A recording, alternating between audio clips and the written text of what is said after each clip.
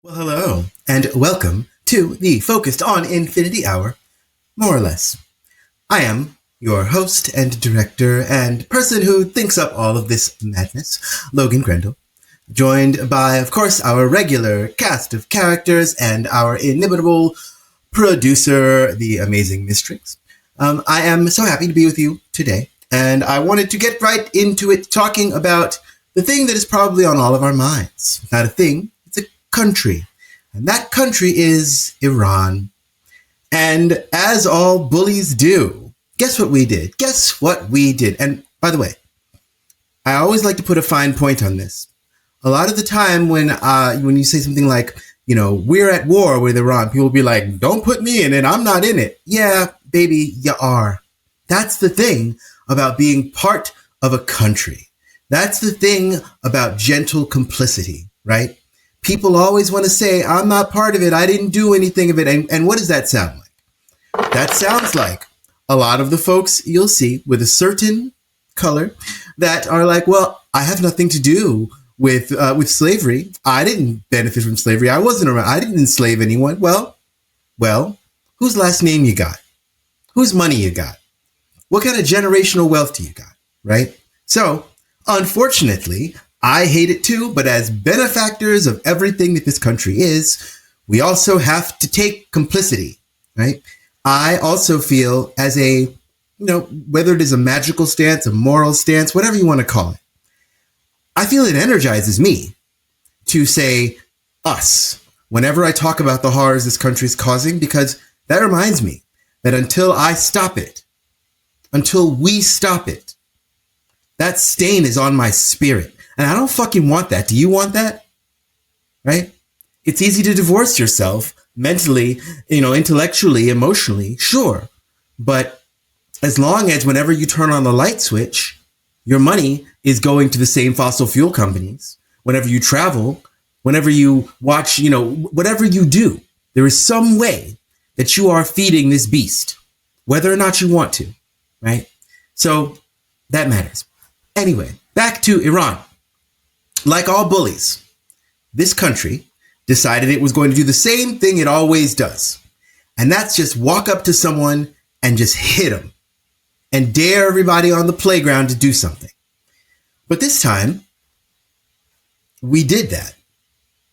And the person we hit on the playground took it, looked at us and was like, all right, I'm not necessarily going to hit you, but everybody around here, they're going to get it. And then they proceed to beat up everybody around them who is a friend of ours.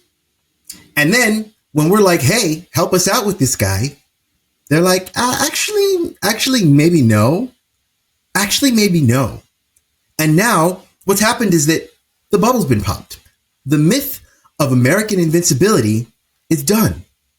And the only thing that was holding up the entire world order, the petrodollar, is the mythology of our invincibility.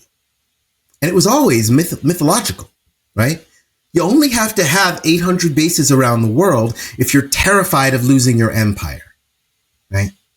And guess what's happening? All of the bases, or many of the bases that are right near striking distance of Iran that have already been hit, and a lot of them actually have been taken offline, destroyed effectively. A lot of them are being abandoned because people are terrified and they're not coming back. And the other thing is that, well, NATO got proven to be bullshit, basically, because, even though we were in the wrong, the European countries of NATO, they're like, well, we're not going to say you're wrong, but we're not going to say you're right. We're just going to stay out of it. Which is literally the most cowardly thing they could have done. I mean, let's be honest. There is a clear aggressor, right? Clearly someone's wrong. Clearly someone's right here. We are wrong. We are the Axis powers. World War III has begun, I truly, truly believe, right? And we are the villains of this story.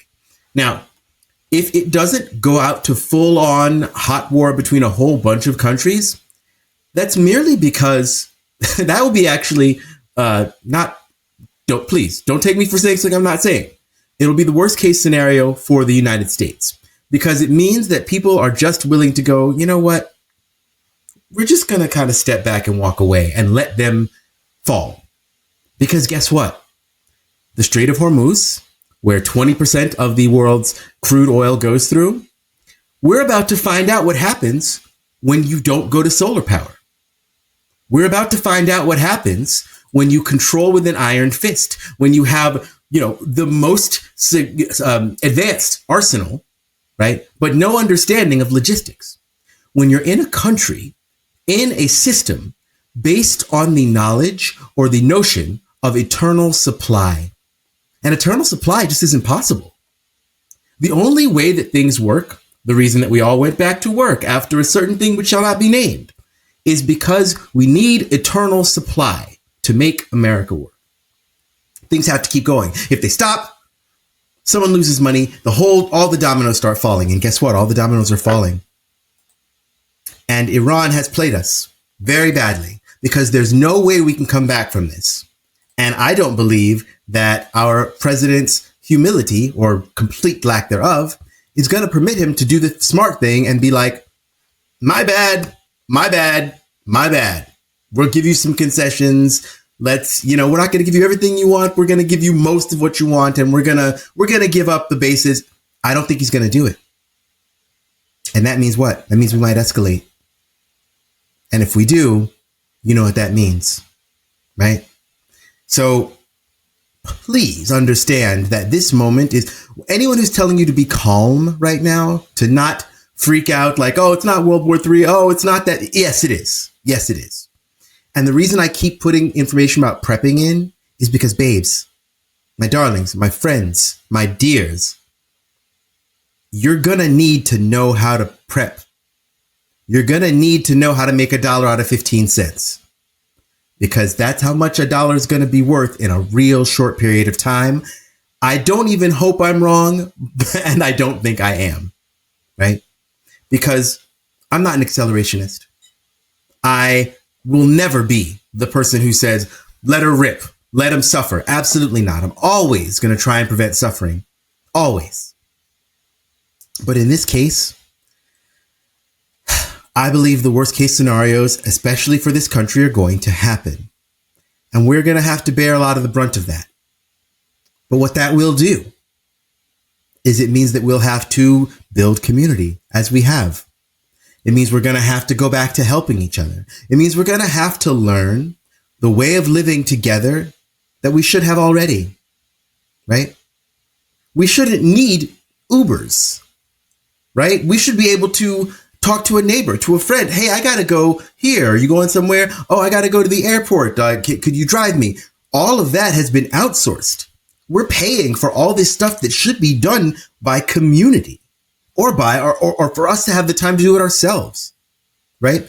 It's time for us to restore a way of living on this planet that is sustainable, that is connected, that is real, and not backed up by the eternal threat of violence, and not just the threat of violence, the commission of violence. Every single day of every single week, every second that we have lived, the commission of violence on the global south, the Swana region, here in the prisons that everybody's forgotten about, including us. Don't forget, we have people languishing in the first concentration camps, the prisons, right? Mostly for nonviolent crimes. But anyway, we've got more to talk about. We've got more to show you. We've got more to tell you. But guess what? First, we're going to go for our ever-present information that we're going to need about what's going on above our pay grade, so to speak, as above, so below. It's going to be the astrological weather report with our very own Alice Pope of Alice Pope Astrology. Hit it, MYSTRYXX.